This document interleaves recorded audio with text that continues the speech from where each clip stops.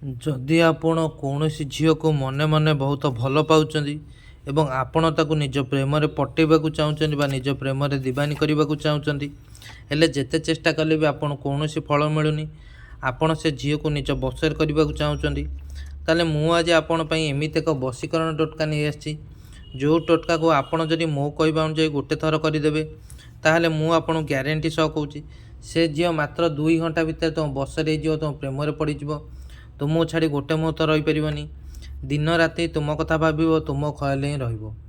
ତୁମେ କ'ଣ କରିବେ? ଗୋଟେ ଶନିବାର ନ ଗୋଟେ ସାଧା କାଗଜ ଆଣିବେ। ସାଧା କାଗଜ ଆଣି ପ୍ରଥମେ ସେ ଝିଅର ନାଁ ଲେଖିବେ କାଗଜରେ, ଯାହାକୁ ଆପଣ ବଶରେ କରିବାକୁ ଚାହୁଁଛନ୍ତି। ଡାହାଣ ପଟକୁ ଗୋଟେ ତୀର ଚିହ୍ନ ଦେବେ ଏବଂ ଡାହାଣ ପଟେ ନିଜ ନାଁ ଲେଖିବେ ଏବଂ ତଳେ କ'ଣ କରିବେ? ଏଇ ମନ୍ତ୍ର ଲେଖିଦେବେ, କ୍ରିଂ କ୍ରିଂ ହ୍ରୁଂ ହରଂ ମାମ୍ ଆମୁକଂ ବଶୀଭୂତାୟ କୁରୁ କୁରୁ ସ୍ୱା। ଏହି ମନ୍ତ୍ର ଲେଖିଦେଇ ଆପଣ କ'ଣ କରିବେ? ସନ୍ଧ୍ୟା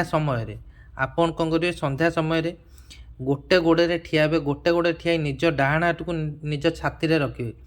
ଛାତିର ବାଁ ପଟେ ରଖିବେ, ଯେଉଁ ପଟେ ହାର୍ଟ ଅଛି, ବାଁ ପଟରେ ନିଜ ଡାହାଣ ହାତକୁ ନିଜ ଛାତିରେ ରଖି ଏ ମନ୍ତ୍ରଟିକୁ ଆପଣ କ'ଣ କରିବେ? 21 ଥର ପଢ଼ିବେ।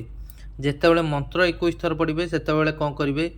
ଆମୁକ ଜାଗାରେ ସେ ଝିଅର ନାଁ ନେବେ। ସେ ଝିଅର ନାଁ ନେଇ ମନ୍ତ୍ର 21 ଥର ପଢ଼ିବେ। 21 ଥର ମନ୍ତ୍ର ପଢ଼ି ସାରି ଆପଣ କ'ଣ କରିବେ? କାଗଜ ଉପରେ 2 ଥର ଫୁଙ୍କ ମାରିବେ। 2 ଥର ଫୁଙ୍କ ମାରି ଏ କାଗଜକୁ ସମ୍ପୂର୍ଣ୍ଣ ରୂପେ ଜାଳିବେ। ଜାଳିକି ପାଉଁଶ କରିଦେବେ ଏବଂ ସେଇ ଯେଉଁ ପାଉଁଶ ରହିଲା ତାକୁ 2 ଭାଗ କରିବେ।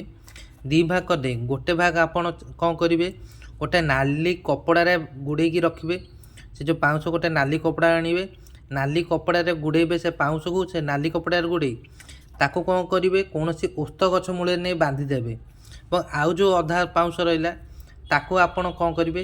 ସେ ଝିଅର ଘର ଅଗଣାରେ ନେଇ ଛିଞ୍ଚି ଦେଇ ଆସିବେ ବା ପକାଇ ଦେଇ ଆସିବେ।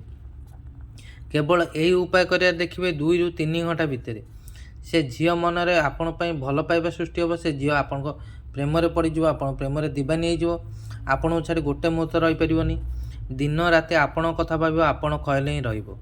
ଧନ୍ୟବାଦ।